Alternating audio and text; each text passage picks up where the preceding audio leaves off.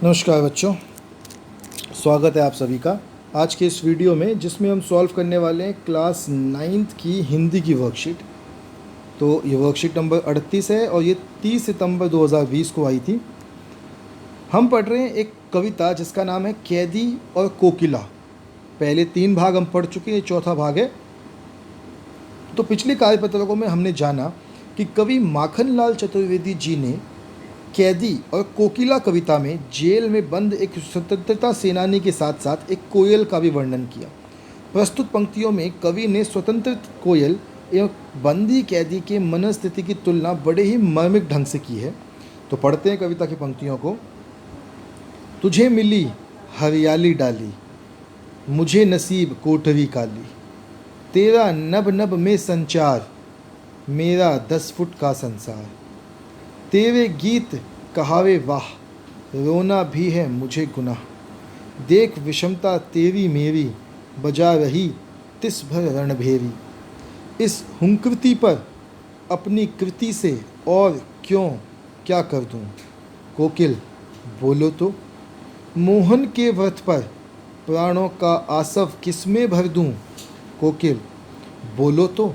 तो अगर आप पंक्तियों को पढ़ेंगे तो आपको दिखेगा कि किस तरीके से कविता में कवि अपनी और कोयल की तुलना करता है। कहता है कि वो तो पूरी दुनिया में जा सकती है, लेकिन उस जो बंदी है, जो जेल में बंद है, उसकी पूरी दुनिया वो 10 फुट का संसार है। कोयल को तो डाली, हरी डाली मिली है पेड़ की बैठने के लिए, लेकिन जो ये कैदी है इसके नसीब में काली कोठरी है। तो वो उसको बताता है कि तेरे गीत को सब जानना चाहते हैं, सब सुनना चाहते हैं, लेकिन मेरा तो रोना भी यहाँ पे पाप है। अब व्याख्या पढ़ लेते हैं एक बार। जहाँ एक और कोयल पूरी तरह स्वतंत्र किसी भी पेड़ की डाली पर जाकर बैठ सकती है, कहीं पर भी विचरण कर सकती है और अपने मनचाहे गीत गा सकती है, वहीं दूसरी ओर कैदी के लिए जेल में अंधकार से भरी 10 फुट की चारदीवारी है।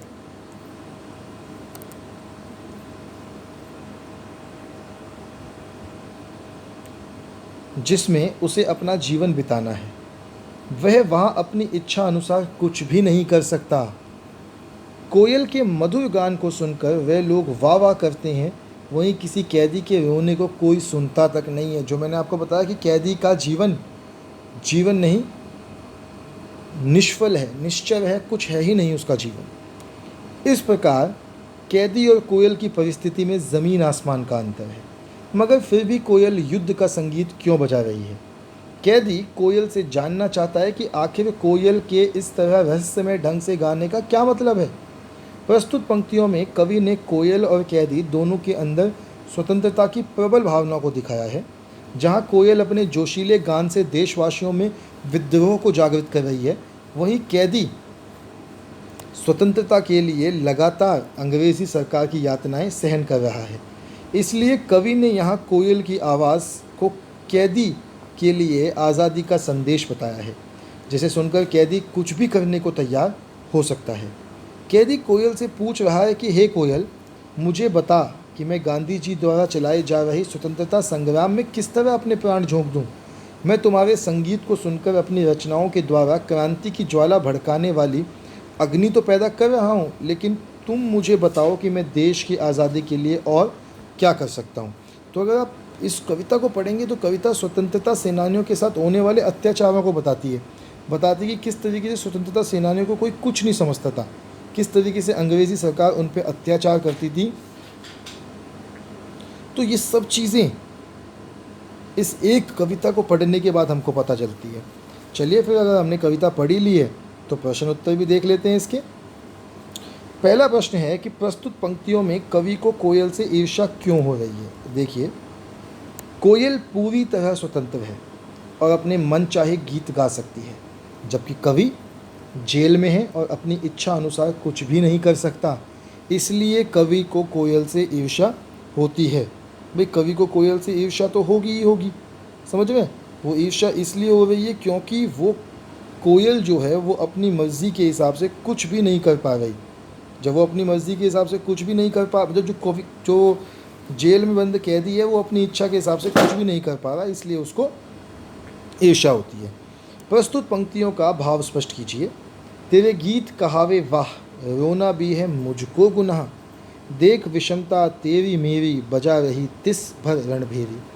कवि खुद की और कोयल की परिस्थिति में अंतर बताते हुए कहता है कि एक तरफ कोयल मनचाहे गीत गाती है जिसको सभी लोग तारीफ करते हैं, और दूसरी तरफ कवि का जेल में रोना भी मना है। कवि कोयल से पूछता है कि क्यों, कि वह क्यों युद्ध का संगीत बजा रही है। भाई युद्ध का संगीत बजाने का उसका क्या मकसद है? तो वो कविता में कोयल से यही पूछता है कि भाई तू जो ये युद्ध का संगीत बजा रही है उसे मत बजा, इस युद्ध के संगीत को बजाना बंद कर। उसका कारण वो उससे जानना चाहता है कि चलिए अगला प्रश्न देखते हैं फिर।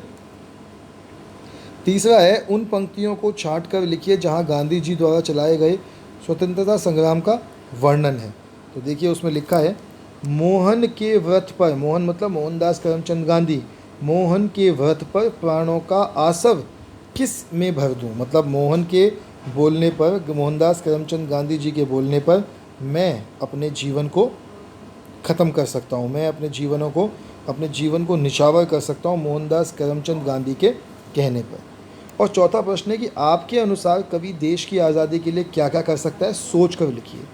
तो कवि अपनी कविताओं के द्वारा देश की जनता में देश की आज़ादी के लिए जोश भर सकता है तथा उन्हें प्रेरणा दे सकता है। इसके अलावा वह अपनी कलम के द्वारा अंग्रेज़ी सरकार की गलत नीतियों को जनता के सामने ला सकता है।